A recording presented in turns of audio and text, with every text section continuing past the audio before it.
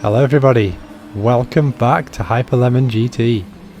Today we're going to see how Kimi went from this, basically taking everybody out, to this, where Kimi actually moves in to the pit lane to let me win the race. So how did we go from enemies to friends, I guess? In this video we're going to go through that story. So race number 1, Kimi starting in P1, myself starting in P3. This is daily race B around Laguna Seca in the group 3 cars, and we're going for the Nissan GTR this time because it seems to be quickest. Now going into turn 1, Kimi does a bit of a strange move there.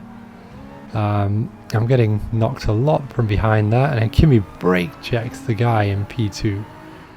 That takes me up to P2, but then Kimi's going a bit slow, so I slow down and then everybody just rams into me. I ended up being P6. Mr. Flashing Light then comes down the inside.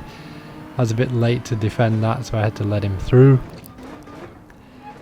So I ended up in P7 there, skipping a few laps forward, ended up in P3, did a few moves, and now look what's happening up front. Kimi is just slowing down. Mr. Jon Snow like crazy, or Jay Snow. Kimi lost it a bit there. And then the chap in the RSR tries to come down the inside. I go down the inside of the RSR and the GTR and end up in P1. So Kimi kind of caused us to be in P7 at the start, indirectly, and then he helped me get back to P1. Strange. So I managed to keep the position. Mr. Flashing Lights couldn't get past me despite flashing his lights at me throughout the entire race. Anyway, now we go to race number 2. So Kimi starting in P1, I'm starting in P4, and a couple of people in between, one of which is Mr. Jay Snow. So going into turn 1 here, things look relatively normal, and then, well, Kimi brake checks Jon Snow, which kind of concertinas everybody up, and now we're in a lovely group, and Kimi just continues to keep brake checking them, and that put me in a dodgy position. Ended up now losing quite a few positions yet again, so I'm in P6 now. And there's what looks like a bit of brake checking with others there. Now I do a bit of a dodgy Gran Turismo style blocking move there. Chaos is ensuing up front, and then I get wiped out. Nice. So now down into P10. I don't even know who wiped me out. Skipping a lap forward, Kimi is now behind me in P10. I'm in P9. This chap decides to go off a little bit, which makes me lose a little bit of momentum. And you know what? I think I'll give Kimi a little bit of a brake check there. Or a lot of a brake check. Really bringing him down a lot there in speed. And to be honest, I don't really know why I did this. Because he never actually directly did anything to me. But his brake checking of others have really kind of screwed up the races. So, you know, I thought, give him a bit of his own medicine, let's say. I get wiped out by somebody else there, not by Kimi. I don't know why the other person didn't drive around me, drove into me instead, but hey, it happened. So ended that race in P10. Now, next race, Kimi says doesn't talk to me anymore. He's starting in P1, I'm starting in P2. This is probably not going to end well for me. He's also called me ugly person as well now. So it's looking like a dire situation, to be honest. Let's see how it goes. So he's already slowing down. I'm trying to work out which way to go. Can't get around him. His defense is strong. Got a lot of women on the back of his car there. Go down the inside. And then, wow, somebody just comes in and boom, straight into Kimi. Wipes him out. So now I should be safe. I'm in P5, I started in P2, so not exactly ideal. And now the Skull is coming up behind me, flashing his lights. I don't know if there's something wrong with that Peugeot, or just does it flash its lights on its own? Or is it just the drivers of Peugeots flash their lights loads? I don't know, it's weird. Right, so now skipping a few laps forward, gained a couple more positions, decided to keep turning left, go into the sandpit, the beach, have a holiday, come back to the circuit, start driving again now. So that's now put me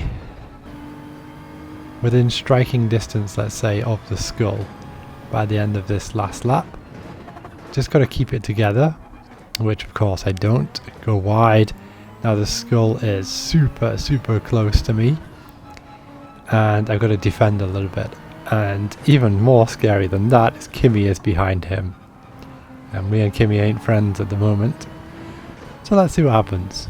Go into the last corner, I take a defensive line, but Kimi saw an opportunity there, go down the inside and took me and the Skull out.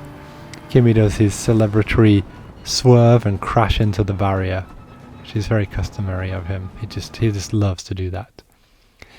Right, so this is after the race. The Skull is very upset with me, swearing at me, telling me I'm a dirty loser, telling me I pushed him off. So I just say, yeah, you know, it was Kimi. And, well, the Skull doesn't agree. He says, check the replay. So you know what? Let's do that. Let's check the replay. So here it is. On board from my perspective. Going to the corner. Yeah, I mean, it kind of looks like I do wipe the Skull out there until you see Kimi come down the inside, and then you think, maybe it wasn't me. Maybe it was Kimi. Now, let's look at the perspective of the Skull. So, the Skull taking a nice wide line, and then, yeah, it looks like I just push him out into the gravel trap. Now, on board with Kimi, the best view. Kimi's kind of going out wide, but he sees the opportunity to cut the corner a bit and then push us both out. He's a legend, isn't he? He's just so good at taking people out. He didn't even get a penalty for that, you know? What a legend. And there's the lovely crash into the barrier. Now, going into the next race. Kimi says, be fairy, please. No war, only peace. I agree with that. Sounds great to me. It's exactly what I wanted to begin with, to be honest. Now, he does say these things, but he doesn't always follow through. He said that before and then he's wiped me out. But let's see. Maybe this time is slightly different, yeah? So, going through turn 1, no drama whatsoever. And, yeah, no drama. He's just been pulling away. Skipping to lap 5, Kimi does crash and go into the barrier. I mean, he was pulling away from me. He's a rapid driver. But yeah, he made a mistake there, putting me in P1. And on the final straight, I'm thinking, you know, Kimi should probably have won this race, so I'll just slow down a bit. I could have let him win, but, you know, I decided to go for the win. But, I mean, Kimi should have won that, shouldn't he? Anyway, now, going through to the next race. Kimi says Hyperlemon is a big driver and friend. That sounds pretty good to me. He doesn't have any nitro, so he said he can't win this race, but to be honest, he is rapid. I think he can win this race. So Italian is starting in P1 this time, Kimi in P2, and myself in P3. So let's see what happens in this race. Honestly though, the Italian is in a bit of a tricky situation, isn't he? But let's see how this goes. Maybe Kimi is being clean for everybody now. So the Italian brake checks Kimi. That's a brave move. Very brave. So Kimi just, yeah, gets rid of him pretty quickly there. Kimi is very efficient at wiping people out. He's got a lot of practice. I lose a position there, but then just gain it back against a fellow Brit. And then we try to hunt down Kimi. So he's what, 7/10 in front of me at lap 1. And if we then skip forward a few laps, so the end of lap 6, he's like, what, 1.3 seconds in front? I couldn't catch him, he's pulling away. He is quicker than me, but he just nicely dives into the pits just to give me the win. So he's turned from an enemy into very much like an ally here, right? I kind of slow down again. Again, should have probably let him win. But anyway, so I think one interesting point though is that I have actually raced him again and again after this, and he's been a really good sport. He hasn't wiped me out. He's been wiping others out, but he hasn't touched me after this. Thank you all for watching, and see you next time. Goodbye.